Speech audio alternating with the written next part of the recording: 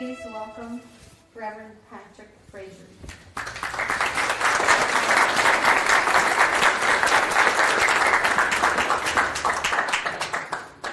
Good morning. Good morning. Can you hear that, Kim? Okay, good. If you guys believe I wrote that bio, I've got some land I want to sell you out in the desert.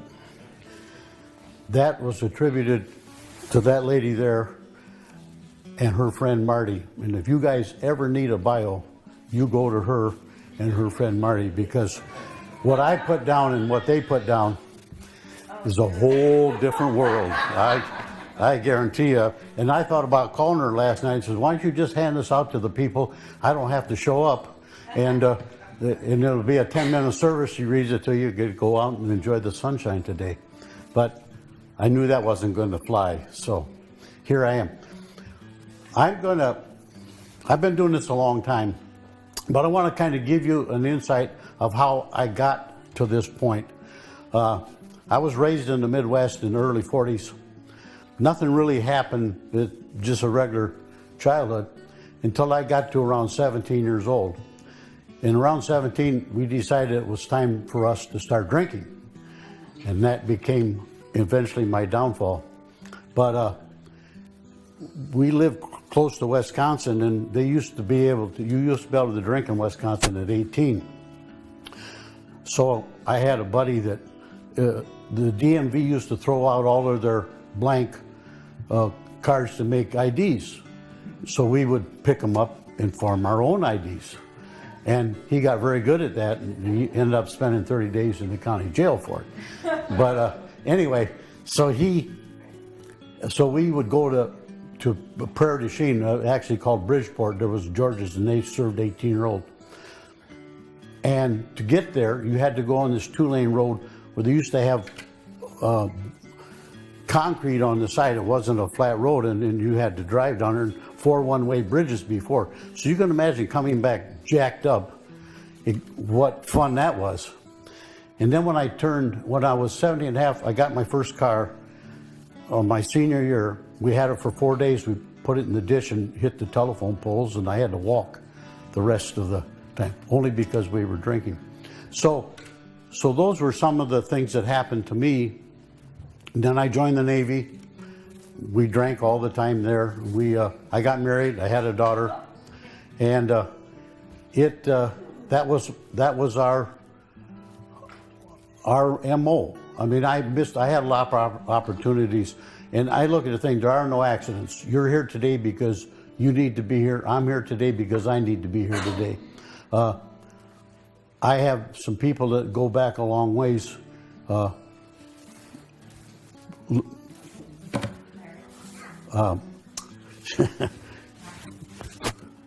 Jim Buchanan, Larry, we go back a long ways.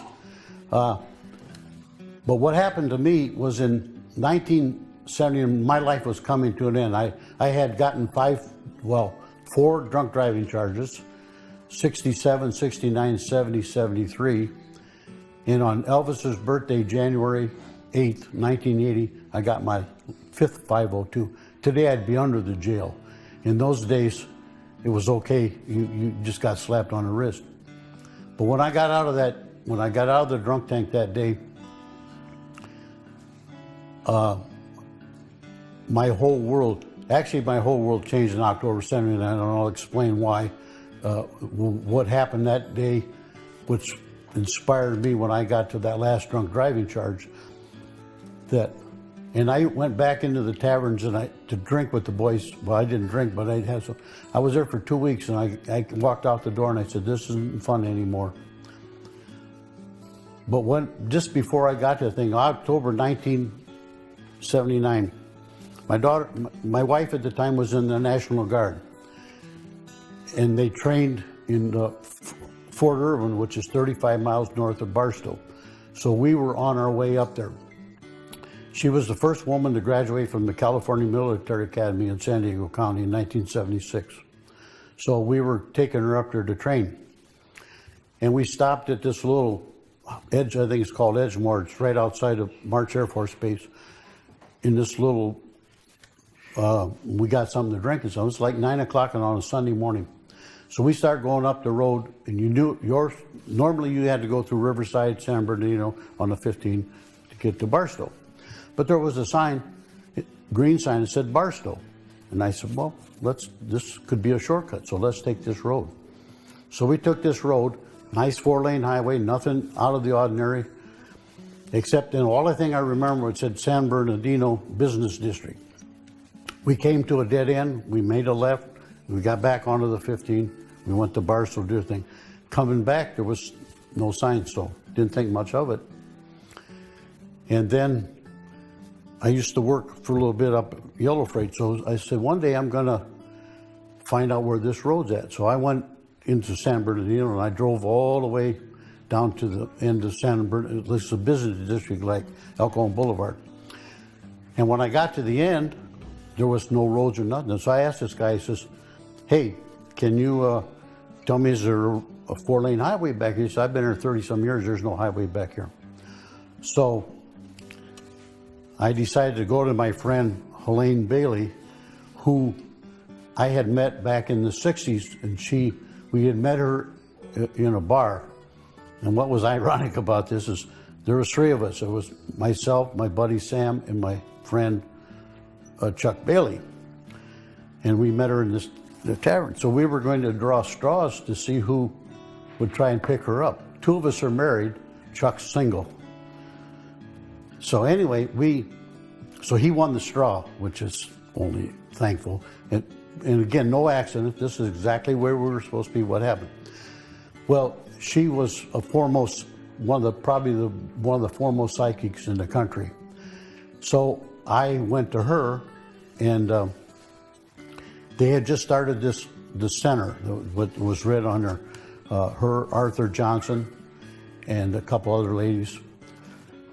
So I went to her and I said, Helene, what do you think about this? She said, well, go to the planning department in San Bernardino and ask them if they have plans to build a road.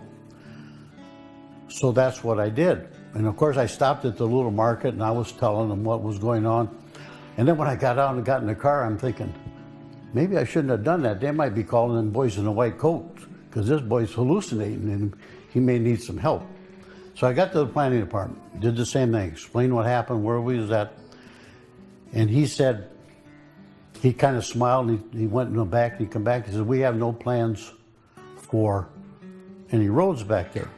It's 2017, there still isn't a road there. So what I had come to the conclusion, because I was going through all this other stuff, that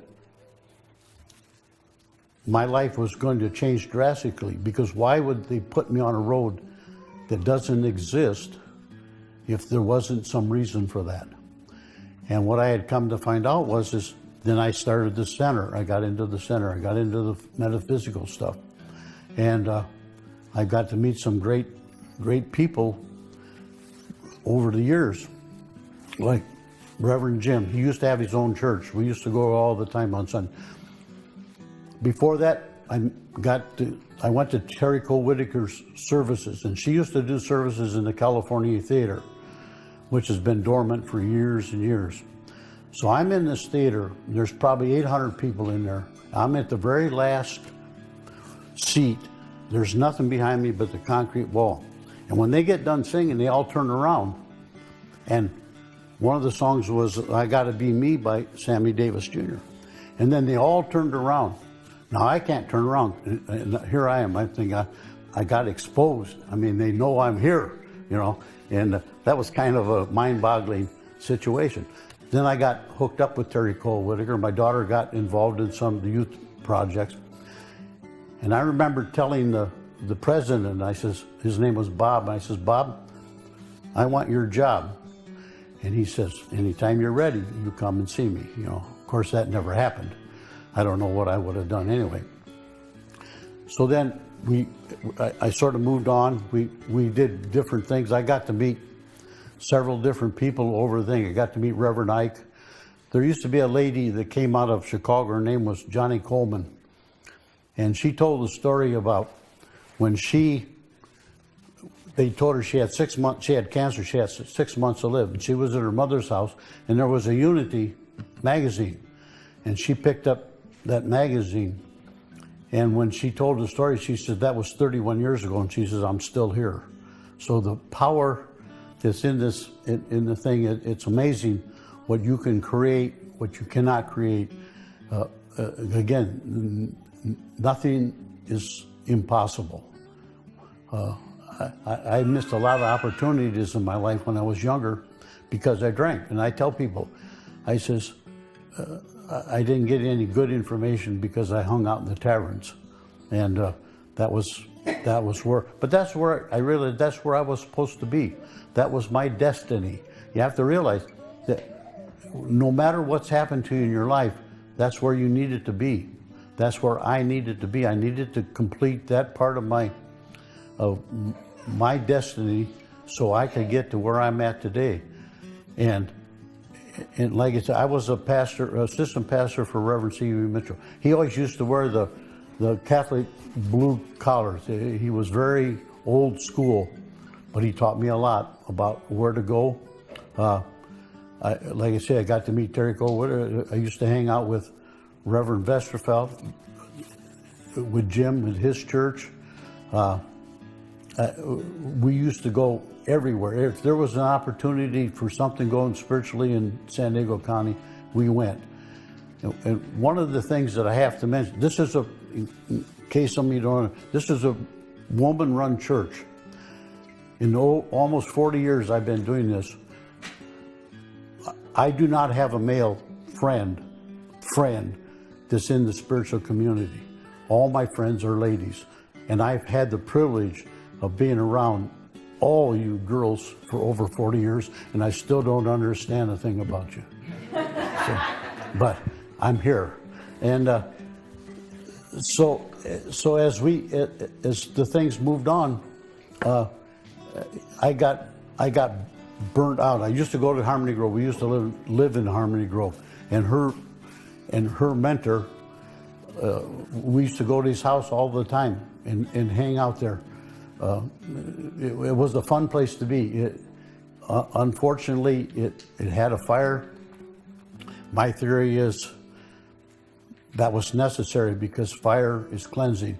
And unfortunately, some people lost their homes and stuff, but there was a reason for that fire. Just like Yellowstone National Park has a fire. It's a cleansing. It needs to be cleaned. There were some people in there that weren't functioning properly. I have a theory that I have that there's three things you should put on your grave: the day you were born, the day you died, and the day they buried you. Because some people are walking around dead, they just haven't put them underground yet, and that's unfortunate. But that's just the way the system is. So when I got to close to 2000, I was in Harmony Grove and I met this lady, and she came to me and she says, I'm here because I need to meet you. And I looked at her and I said, why? She says, because we're going to spend some time together. And I'm thinking, that we'll see if that. She became my girlfriend for 3 years. But what was interesting about her, there's a church in LA called Agape, run by Michael Beckwith. She used to sing in the choir. The choir's about 150 people strong.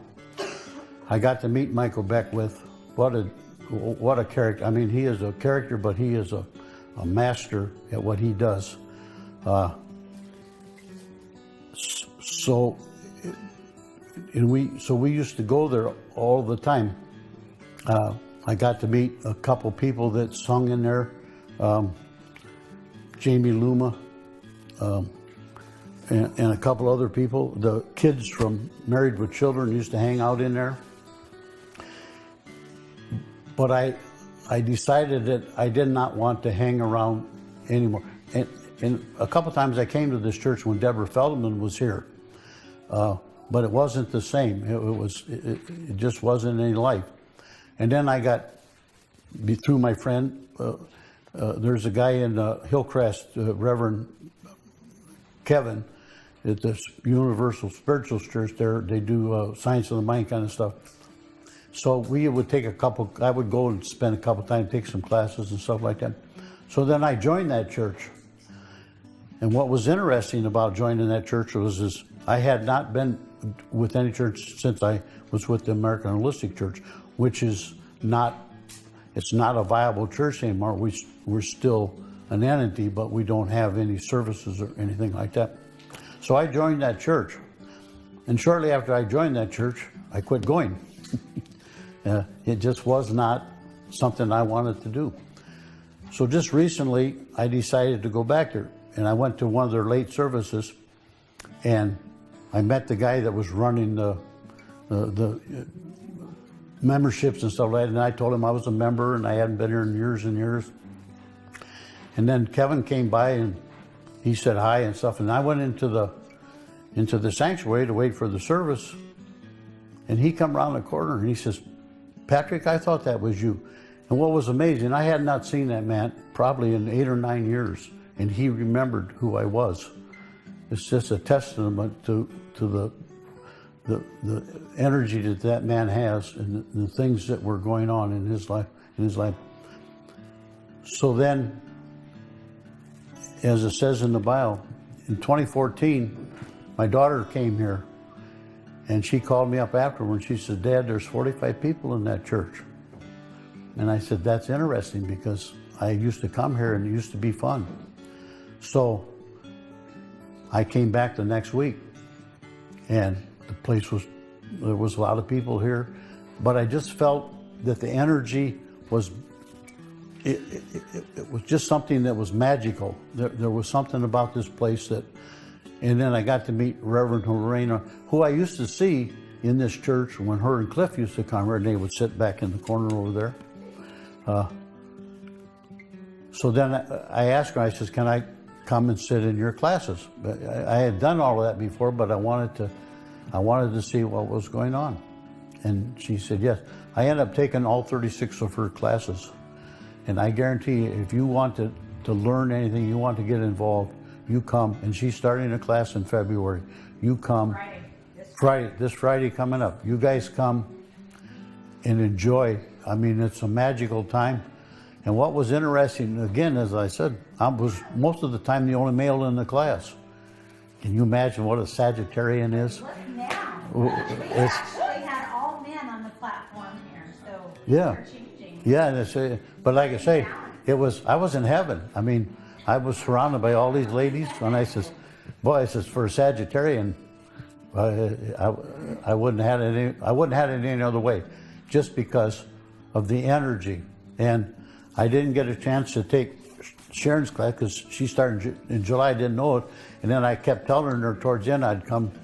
But I have a job that I don't know what's going on day to day, and for the last month, until Friday, was the first day I got to go home when the sun was still up. And I get up in the morning before the sun goes, and I go. We did a job Sunday in Disneyland. We started at 3:30 in the afternoon. I got home at 5:30 in the morning. So I have a crazy, crazy job. I'm in the machinery business, but I wouldn't change it for the world. It's fun. I get to go places. I get to see people. I get to do things. So, in essence,